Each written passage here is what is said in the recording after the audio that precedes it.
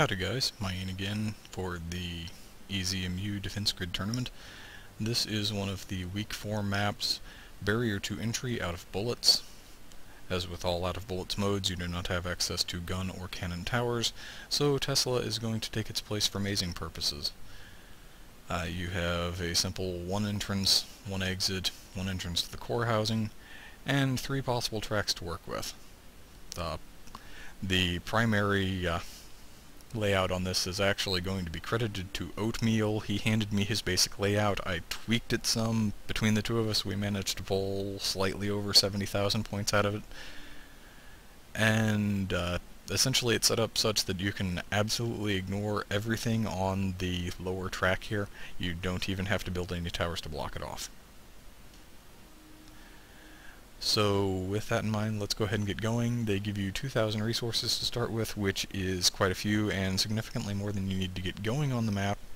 So you can actually toss up a red command tower to start with, and all you need is a yellow inferno to take care of everything on wave 1.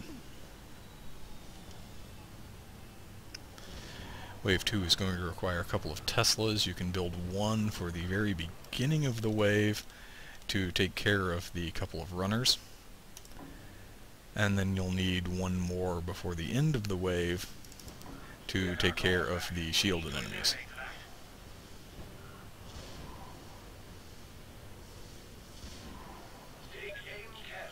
Sometimes you'll get lucky and that guy will die before reaching the core housing, depending on the wave composition. Sometimes you won't. We'll go ahead and set up our barrier to this side. We're going to wind up forcing everything along this path with a temporal here that I'm going to be putting up during this wave.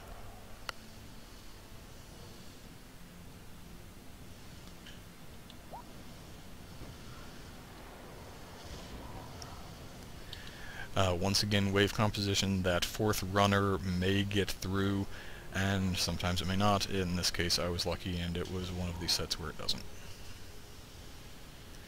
This is almost the entirety of the layout now. There is going to be a concussion tower going in here on the next wave and a laser going in here right now.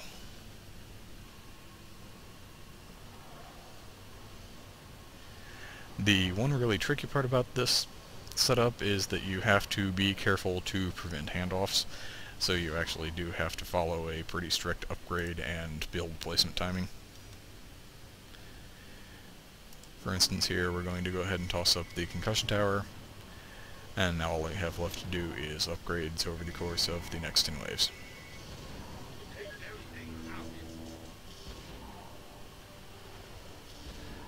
As you can see, everything dead in plenty of time and no particular danger of handoffs there. It'll get a little more hairy later on. There are several choices you can make on the upgrade here as far as when and which to upgrade to handle this.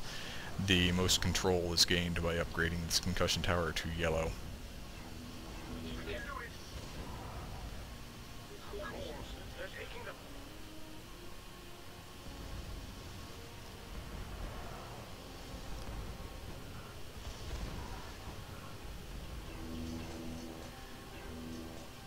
We're going to go ahead and send this to yellow now, even though it's not going to help right away, and this to yellow as well.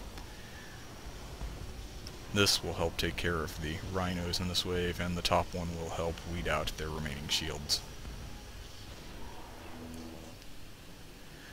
For wave 11, we'll go red on the Inferno Tower, which is going to absolutely crush pretty much everything in this wave, and everything in the next wave as well, to be perfectly honest about it. In this video, I'm going to upgrade the concussion to red for wave 13. If you are trying to maximize your score and you care to backspace a little bit, you can actually get away with holding off on that until the final wave. But since Fraps has crashed on this video 4 times already, I'm not particularly interested in trying to have to shoot this map again, because I've played up to wave 15 5 times now. And the only reason I don't have complete video is because Fraps is failing me.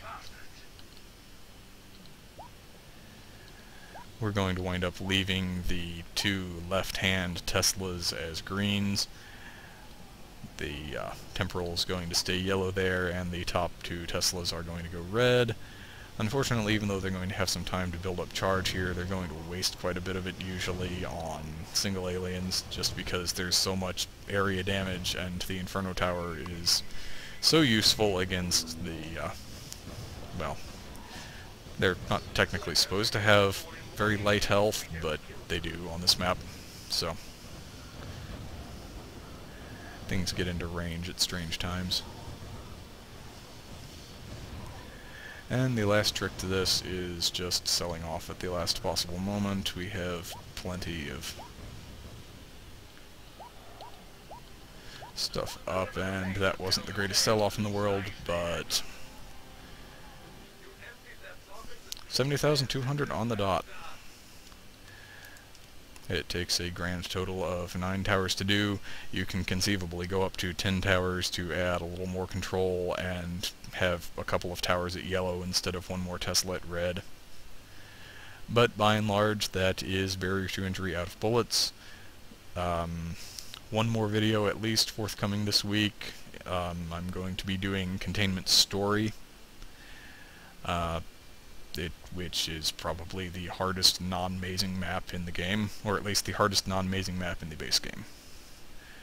So I hope you guys are having fun with the tournament. I am looking forward to the final week. I have no idea yet what Oatmeal is going to choose as the maps for the final week.